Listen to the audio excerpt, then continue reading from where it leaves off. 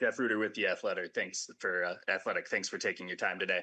I think often when we talk about the U.S. Open Cup, it's in the context of its history, and of course, a win on Wednesday would give Sporting Kansas City a record-tying fifth win in this competition. But this year's, we've also talked a lot about the future of the U.S. Open Cup, and there are still decisions to be made about the 2025 installment and beyond. But I'm just wondering, as you approach this final, if there's any sort of broader context on the future of the tournament and what it means within the landscape of U.S. soccer. Thank you. Yeah, appreciate the question. I think I would just stay with the present. I think that, and I'll go to what you earlier said. I said I believe this is an incredible competition from the perspective of it's obviously the oldest. It's one that everybody has in all of the leagues around the world. Everybody has their own, tournament that's similar. Whether it's in England, it's the FA Cup. In Holland, I played for that. There, it's the King's Cup. Same thing in Spain, Copa del Rey. So it's all the same. And so I think what I've always been pretty excited about is that I think there's the fact that it's open and you have all these different teams that are starting at amateurs and all the way up through the different levels of professional, all trying to compete and get into the tournament. I think from that perspective, it provides such a unique competition, which you don't have in other sports other than golf, I think.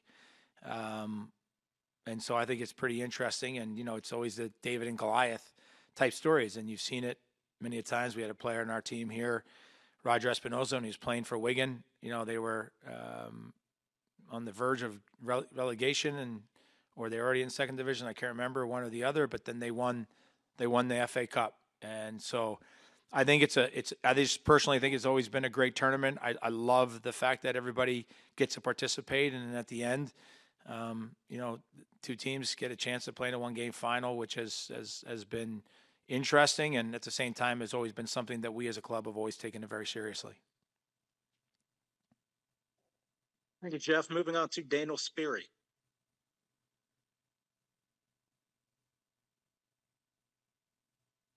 Hey, Coach. I'm just curious.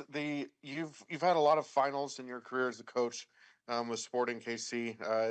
Only a couple of them. This will be, I think, the second one that's actually on the road. What about, obviously the final match is a different occasion, but what about this being on the road makes it more difficult? And what do you draw on maybe from your experience in Philadelphia in 2015 that, maybe might lend you to different decisions you might make in this one coming up on Wednesday? Well, I think a couple things. I think obviously when you play at home, you get to play in front of your fans. The 12th man is always it can be a huge help.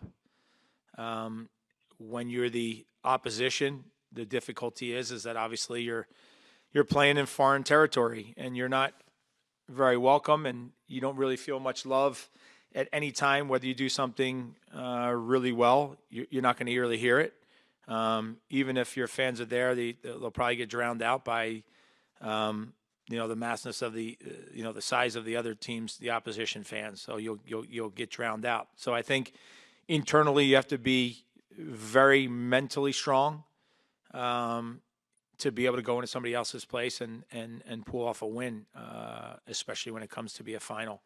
And so I think the difficulty is that is going to be that in itself. I think at the same time, we have a team that does have some experience, meaning that there are quite a few older players that have been around and have played a lot of big games. And so I'm hoping that they'll be able to use that experience, and we can rely on that for not just them individually, but hopefully they can help the rest of the guys who participate in the match.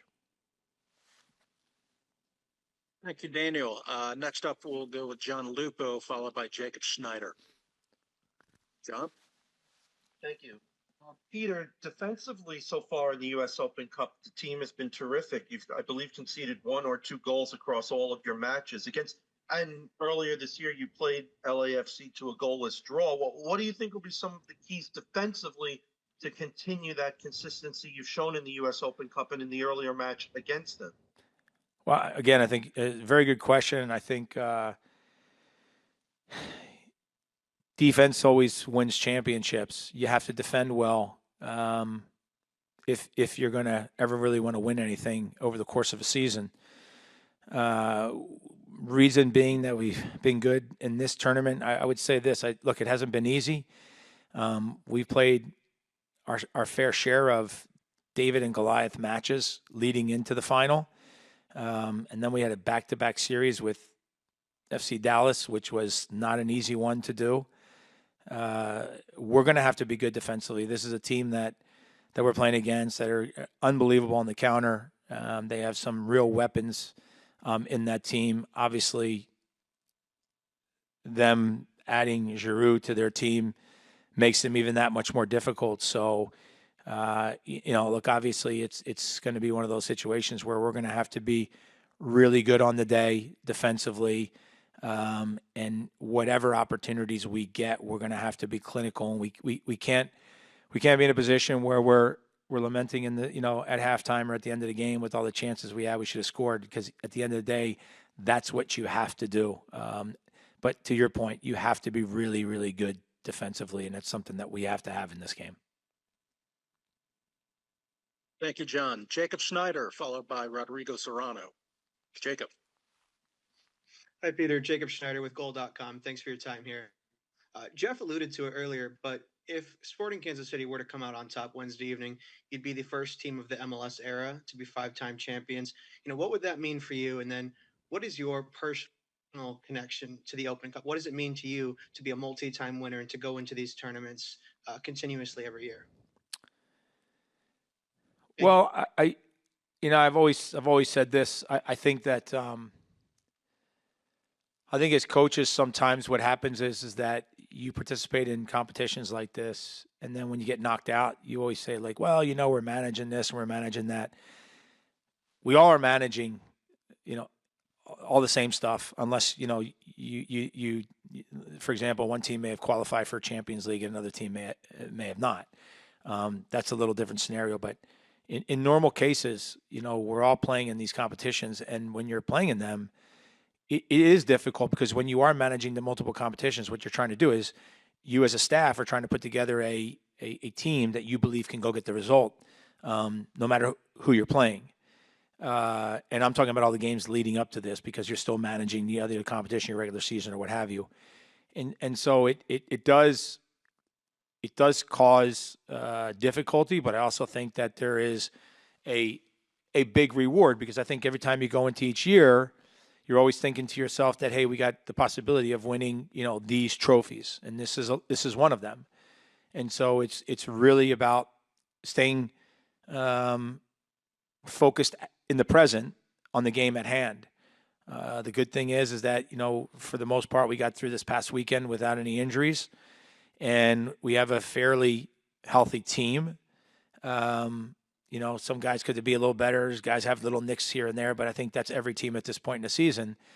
But what's good is you're able to focus on this one game, and it would be fantastic for the organization to not only be in that place of where we've won 5, but also in the place of where we win a trophy this year. So that would be tremendous. It would be great for the club. In regards to myself, I look at it in the way that I said to you earlier. I just look at it as when you start a season, you have all these different opportunities at certain trophies, and you want to try your best for each one of them, because winning a trophy at any time should never go unnoticed, nor should ever be taken for granted, because it's not very easy to do that in any professional sport. Appreciate the question, Jacob. Next up, Rodrigo Serrano, followed by Scott Fritsch. Rodrigo. Hey, Coach. Thank you for your time. I'm wondering about the new role that Alan is playing this season. We saw last year that he scored 14 goals, 3 assists, but this year he's been more of a complete player, giving 5 assists and less goals, but contributing more to the collective of the offense.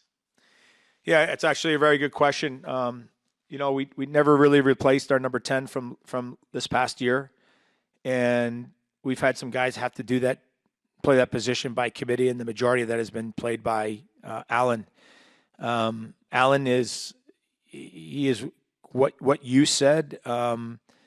He truly is a complete soccer player. You can play him as number 9. He can score goals. If you give him the service and you put him around the box, he's deadly in and around the box. But he also has the ability to give the final pass, the goal assist. But the other is that he can go and find the game. He can go out into the wide channels. He can drop back into the midfield. He just has a great instinctive and sense for the game, and that has helped us. Actually, has helped us a lot, because if he wasn't, I think we would struggle in other situations. When he has played in that position, where he's done a really good job too, is he's helped us create a lot more chances being in that position. And I think it has a lot to do with his vision in the game and his ability to bring other players into the game. But what also happens is, depending on the opponent, depending on the game, he also finds himself at times in the spot where he needs to be. And when he does, as I said earlier, he's deadly. So he's been very important, very integral to the success, even through this tournament. When he scored, the late goal in Omaha, I think it was like the 120th minute. And we didn't have to go to penalties. It's just that when he gets himself in those positions, he can really, really hurt a team. 2 more for Coach for me, starting with Scott French, and we'll end with Sean McCaffrey. Scott? Hey, Peter, how you doing? Good, Scott. How are you? I'm doing well, thank you. I wanted to get your thoughts on the past month since the resumption of the league. How you feel about the way your team is playing, and whether there are things you'd like to see that you aren't, and whether any of that matters going into a 1-game final. Thank you. I actually do think that we have been better defensively. I also think that a few guys on our team who were not in as good are now in much better form than they were. I still would like to see some consistency in some of those areas as well, but we definitely are we're a better playing or better performing team than we were earlier on in the season in I would say in all aspects of the game. And I would say, defensively, offensively, and through set pieces, we've been actually much better since coming out of Leagues Cup. And really kind of going into Leagues Cup a little bit, and then towards, coming out of it, we've been much, much better. And I also think that, as I said, individuals are in better form than they were earlier on in the season. Thank you, Scott. And finally, Sean McCaffrey. Coach, thanks for your time. Your team, of course, has won us a number of times. Almost half of these cups have been won by teams local to your New Jersey. Does that give this tournament any bigger meaning to you, and that you would certainly been aware of those teams, and have you had to pass it on to your players? I probably understand the question, and I'm very familiar with the history of all the teams that have really won this, and obviously the team in Pittsburgh. I guess the way I'd say it is this: I kind of learned years ago that if you're into history, you're into history. If you're not, it really doesn't resonate with you. I am, so it means a lot more to me than I would say maybe some of my players. Some of our guys know. I wouldn't say all, but good pieces of history of the U.S. Open Cup. I also think they understand, at one time, McGuire Cup, and there's all different things that have led into this. What I would say is that it's less about giving the guys the history of the cup, but maybe, all of them know, because either they're here in this, they're born here in this country, or they're from somewhere else where in their league that they came from, they were playing an Open Cup framework as well. So they understand that aspect. I think it's been more important to explain to our guys, the ones that are newer to the team or what have you, how important this competition has been for this club over the years. And I think one of the easiest ways to illustrate that is look, we've won 4 of them already, and it goes to show you that this club has always taken that very seriously, and that they do have a responsibility when they go on the field. And so that I think that's how we look at it, and we have tried to portray it to our team.